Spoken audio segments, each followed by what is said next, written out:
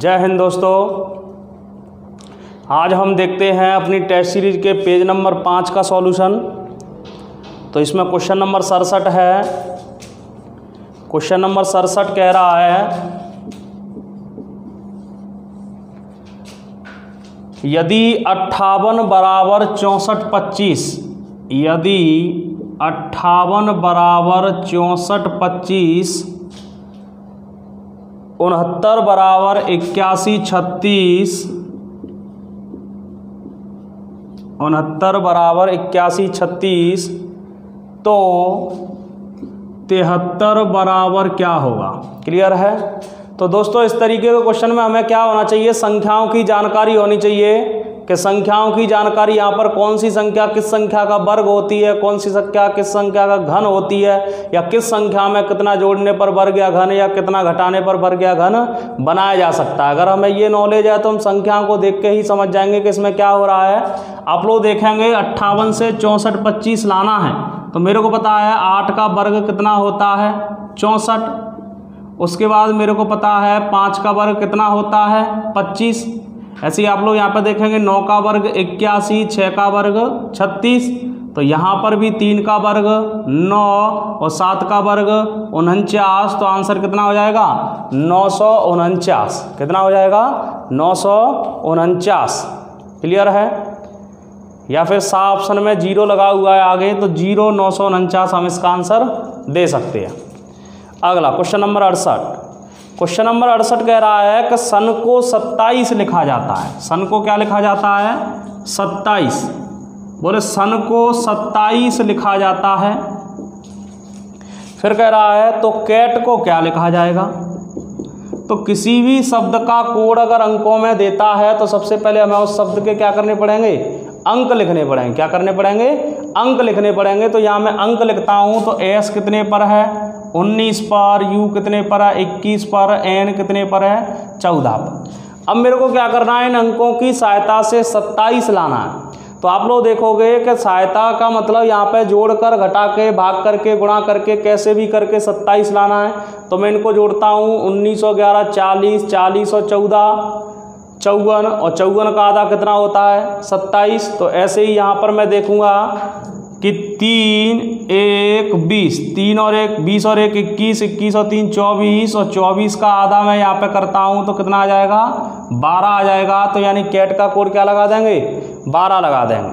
अब आप लोग देखोगे यहाँ पे 12 ऑप्शन में नहीं है, 12 ऑप्शन में नहीं है। तो फिर दूसरा तरीका देखते हैं। दूसरा तरीका देखेंगे कि आप लोगों को पता है एस का विपरीत एच होता है, यू का विपरीत एफ होता है, एन का विपरीत एम होता है। तो मैं देखता हूँ यहाँ पे एच कितने पर है 8 पर, एफ कितने पर है 6 पर, एम कितने पर है 13 पर। तो 13 और 6 19, 19 और 8 कितना हो गया 27। वही सिस्टम मैं यहाँ पर करता हूँ तो सी का विपरीत एक्स, ए का विपरीत जेड और टी का विपरीत जी। इनको मैं जोड़ता हूँ तो 24 प्लस 26 प्लस 7, 24 और 26 50, 50 और 7 57। तो यहाँ पर फिर आंसर क्या हो जाएगा 57 हो जाएगा। तो मैंने ऑप्शन देखा, ऑप्शन में 57 है तो हमारा आंसर क्या लगा देंगे 57 लगा देंगे। क्लियर है। कई बार क्या होता है कि किसी किसी क्वेश्चन में डबल डबल नियम लग जाते हैं, 3 नियम लग जाते हैं, तो फिर हमें आंसर कैसे देना होता है, ऑप्शन से देना होता है। तो यहाँ पर मैंने पहला जो आंसर 12 निकाला वो ऑप्शन में नहीं था, तो फिर मैंने दूसरा नियम लगाया तो दूसरे नियम से आंसर कितना निकला 57 निकला। तो हम आंसर यहाँ पर क्या लगा देंगे 57 लगा देंगे। क्लियर है। अगला क्वेश्चन देखें, क्वेश्चन नंबर 69। तो क्वेश्चन नंबर 69 आप लोगों को पता है घन से संबंधित है। देखो क्या कह रहा है क्वेश्चन में। क्वेश्चन में हमसे कह रहा है,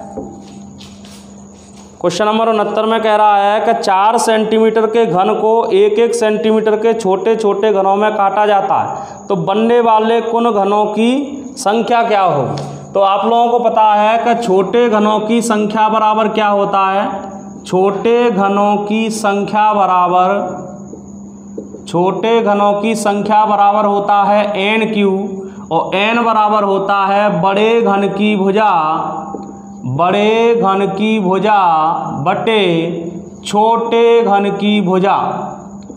बड़े घन की भुजा बटे छोटे घन की भुजा। तो बड़ा घन कितने सेंटीमीटर का है? 4 सेंटीमीटर का। छोटा घन कितने सेंटीमीटर का है? 1 सेंटीमीटर का। तो n का मान कितना निकल के आ गया? 4 निकल के आ गया। अब अगर मैं उस 4 का क्यू करता हूं तो 4 का क्यू 4 चौके 16 चौके 64। तो आंसर क्या लगा दोगे? 64 लगा दोगे, यानी छोटे घनों की कुल संख्या कितनी होगी? 64 हो जाएगी। क्लियर है? अगला है क्वेश्चन नंबर 70। क्वेश्चन नंबर 70 में कह रहा है कि 4 सेंटीमीटर के घन को 1-1 सेंटीमीटर में 1-1 सेंटीमीटर के छोटे छोटे घनों में काटने के लिए कुल कितनी बार काटना होगा? तो आप लोग हमेशा के लिए ध्यान रखना, घन को या घनाभ को काटने की चर्चा करता है तो घन और घनाभ हमेशा 3 तरीके से काटा जाता है। कितने तरीके से? 3 तरीके से। आप लोगों को पता है कि मान लीजिए मेरे पास कोई पनीर का टुकड़ा है। घन का मतलब क्या होता है? घन का मतलब होता है जिसकी लंबाई, चौड़ाई और ऊंचाई तीनों समान होंगी, उसे हम घन कहेंगे। तो आप एक मान लीजिए एक पनीर का टुकड़ा लें बड़ा सा, और उस पनीर के टुकड़े को इस तरीके से लें कि मतलब उसकी लंबाई, चौड़ाई या ऊंचाई, यानी जिधर से मैं देखूं उधर से ही वो मेरे को कैसा लगे? समान लगे। तो उसको मैं काटूंगा। तो आप लोगों को पता है कि पनीर को काटा जाता है। तो मान लीजिए ये टुकड़ा है, काटूंगा तो मैं एक इस तरीके से चाकू चलाऊंगा, दूसरा चाकू मैं इस तरीके से चलाऊंगा, और तीसरा चाकू मैं इस तरीके से चलाऊंगा। तो यानी कि आप लोगों को पता है कि घन हो या पनीर का टुकड़ा हो, उदाहरण दिया था मैंने पनीर के टुकड़े का, तो घन हमेशा 3 तरीके से काटा जाता है। ठीक है? तो यहाँ पर जैसे कह रहा है कि 4 सेंटीमीटर के घन को 1-1 सेंटीमीटर के छोटे घनों में काटने के लिए कुल कितनी बार काटना होगा? तो कुल कितनी बार काटना होगा? तो उसके लिए सूत्र होता है n-1 गुणा 3। तो आप लोग यहाँ पे देखोगे कि 4 सेंटीमीटर का घन है, तो 4 सेंटीमीटर का घन है, छोटा घन 1-1 सेंटीमीटर में काटना है। तो n बराबर होता है बड़े घन की भुजा बटे छोटे घन की भुजा। बड़ा घन 4 सेंटीमीटर का, छोटा घन 1 सेंटीमीटर का। तो n का मान 4 निकल के आया। तो यहाँ से मैं उस n के मान को, n का मान यहाँ पर 4 निकला, तो 4 - 1 गुणा 3। 4 में से 1 गया 3 और 3 तरफ के 9, यानी कितनी बार काटना पड़ेगा? 9 बार काटना पड़ेगा। क्लियर है? अगला क्वेश्चन देखें। अगला क्वेश्चन कह रहा है क्वेश्चन नंबर 71 का 512 घन के छोटे टुकड़ों को जोड़कर एक बड़ा घन बनाया जाता है। अब 512 घन के छोटे टुकड़े हैं। छोटे टुकड़े का मतलब NQ, और उस NQ का मान हमें कितना दे रहा है? क्वेश्चन नंबर 71 है। क्वेश्चन नंबर 71 है। छोटे घनों की संख्या होती है NQ, और NQ का मान हमें 512 दे रहा है। तो 512 दे रहा है, तो 512 की हम तुलना करेंगे यहाँ पे। तो 512 को हम NQ बराबर 8 का क्यू कर सकते हैं। 8 का क्यू करते हैं, क्यू से क्यू कैंसिल, तो n का मान कितना निकल के आ गया? 8 निकल के आ गया। क्लियर है? अब n का मान 8 निकाल लिया, तो वो हमसे कह रहा है बड़ा घन बनाया जाता है, तो बनने वाले घन की भुजा क्या होगी? बड़े घन की भुजा बतानी है हमें। तो n बराबर होता है बड़े घन की भुजा, बड़े घन की भुजा बटे छोटे घन की भुजा। ठीक है? तो आप लोग यहाँ पे ध्यान देंगे कि जब बड़े घन की भुजा हमें पता करनी है, तो बड़े घन की भुजा बताने के लिए आप लोग यहाँ पे सूत्र बनाएंगे। तो n के बटे में 1 मान लें, तो कैंची गुणा होगा। तो छोटे घन की भुजा, छोटे घन की भुजा गुणा n बराबर बड़े घन की भुजा। अब n का मान मेरे को पता है, n का मान कितना निकाल लिया? 8 निकाल लिया, गुणा छोटे घन की भुजा कुछ नहीं पता है, तो कुछ नहीं पता है तो हम कितनी मान लेंगे? 1 मान लेंगे। तो बड़े घन की भुजा कितनी निकल कर आ जाएगी? बड़े घन की भुजा बराबर 8। ठीक है? तो बड़े घन की भुजा कितने सेंटीमीटर की हो जाएगी? 8 सेंटीमीटर की हो जाएगी। क्वेश्चन देखें, क्वेश्चन नंबर 72। क्वेश्चन नंबर 72 में हमसे कह रहा है कि 6 सेंटीमीटर के घन को हरे रंग से रंगने के बाद 1-1 सेंटीमीटर के छोटे छोटे टुकड़े काट दिए गए हैं।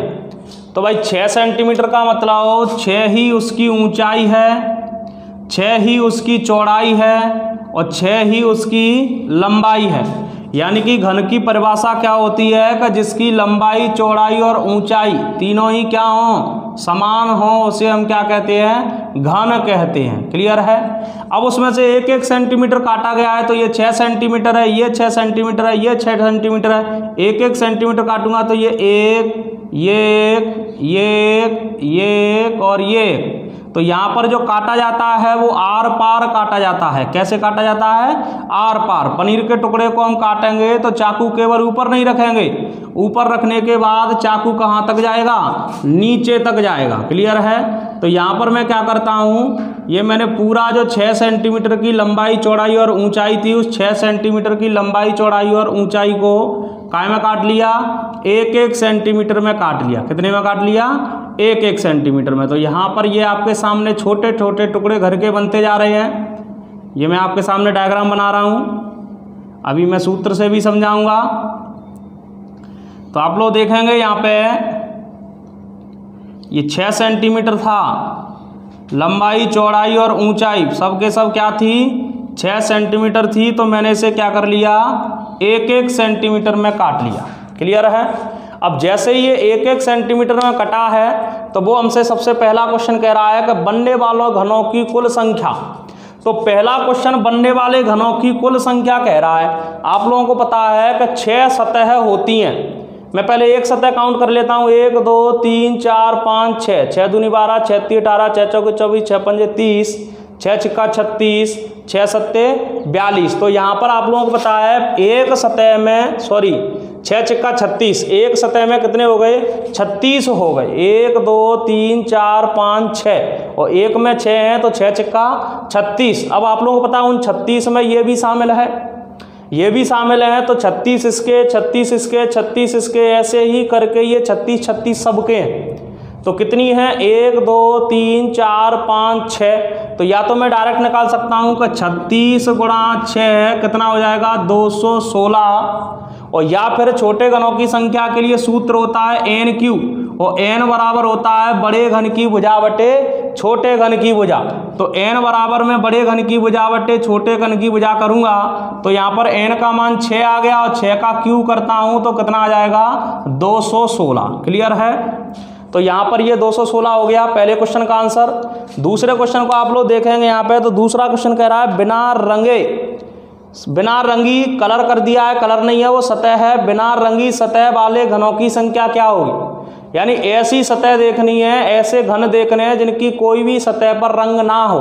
तो आप लोगों को पता है ये ऊपर तो प्रत्येक सतह पर रंग है, मेरे को वो देखना है कि जो अंदर जो आपका जिन पर कोई भी रंग ना हो। तो इन जगह ये जो घन छोटे छोटे कटे हैं ऊपर साइड में सब में रंग है, लेकिन अंदर वाले जो घन होंगे क्या उन पर रंग होगा, नहीं होगा। तो नहीं होगा तो उसके लिए सूत्र याद रखना है n-2 का क्यू।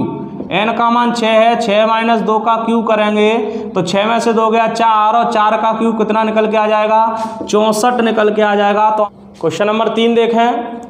क्वेश्चन नंबर 3 कह रहा है एक सतह रंगीन घनों की संख्या क्या होगी। तो एक सतह रंगीन घन का सूत्र क्या होता है कि 6n-2 का स्क्वायर। तो 6 गुणा n का मान 6 है तो 6 - 2 का स्क्वायर, 6 में से 2 गया 4, 4 का स्क्वायर 16, 16 छिक्का 96। तो आंसर कितना हो जाएगा, 96 हो जाएगा क्वेश्चन नंबर 3 का। किस तरीके से होगा देखें इधर। आप लोगों को पता है एक सतह रंगीन केवल किसी भी सतह के बीच वाले घनों की होती है। तो 1 2 3 4 5 6 7 8 9 10 11 12 13 14 15 16 ये आपके जो घन हैं ये 16 घनों की एक सतह रंगीन है। और जब एक सतह में 16 है तो कुल सतह हमारे पास 6 होती हैं। तो 16 छिक्का कितना आंसर हो जाएगा, 96 आंसर हो जाएगा। क्लियर है। नेक्स्ट क्वेश्चन देखें, क्वेश्चन नंबर 4। क्वेश्चन नंबर 4 कह रहा है कि 2 सतह रंगीन घनों की संख्या क्या होगी। कितनी सतह, 2 सतह रंगीन। तो आप लोगों को पता है कि 2 सतह रंगीन किस घन की होती हैं। तो 2 सतह रंगीन आप लोगों को पता है किनारे वाले घन की होती हैं। ये मान लीजिए किनारा है, इस किनारे के जो बीच वाले घन होते हैं उनकी 2 सतह रंगीन, 1 2 3 4। अब एक किनारे में 4 हैं तो कुल 12 किनारे होते हैं। तो 12 किनारों में 1 में 4 तो 12 चौके 12 दूनी 24, 12 तीन 36, 12 चौके 48, 48 आंसर हो जाएगा। लेकिन उसके लिए सूत्र क्या होता है, 12n-2। n का मान कितना निकला, यहाँ चौथा क्वेश्चन है, n का मान निकला यहाँ पे, n का मान 6-2, तो 6 में से 2 गया 4, तो 12 चौके कितना निकल के आ जाएगा, 48 निकल के आ जाएगा। तो आंसर क्या लगा देंगे, 48 लगा देंगे। क्लियर है। नेक्स्ट क्वेश्चन, अगला 5वां क्वेश्चन कह रहा है कि तीनों सतह रंगीन घनों की संख्या। तो ध्यान रखना, कभी भी 3 सतह का जिक्र करता है तो 3 सतह का मतलब होता है कोने वाले घन। जो कोने वाले घन होते हैं उनकी 3 सतह रंगीन दिखाई देती हैं, 1 2 3। तो ये 3 सतह रंगीन दिखाई देती हैं, तो कोने हमेशा कितने होते हैं, 8 होते हैं। तो इसका कोई सूत्र नहीं है, डायरेक्ट ही आंसर क्या हो जाएगा, 8 हो जाएगा। क्लियर है। इससे आगे देखते हैं अगली वीडियो में।